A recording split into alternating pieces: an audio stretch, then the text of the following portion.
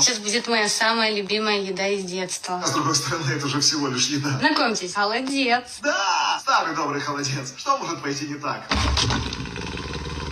Это что за драм-н-бас? Не должна так еда звучать. Мне кажется, оно живое.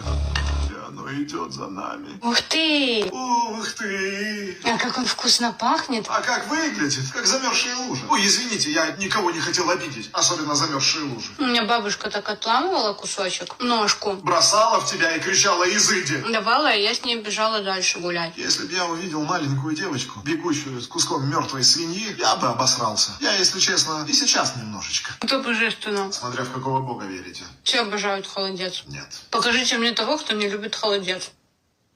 То есть косточки надо Выбрасывать. убирать. Да, хоть одна здравая мысль. Их тоже можно высасывать. А что я рассчитывал? Это кусочек кожи. Не дай бог с ней оказаться на необитаемом острове. Она ж тебя сожрет.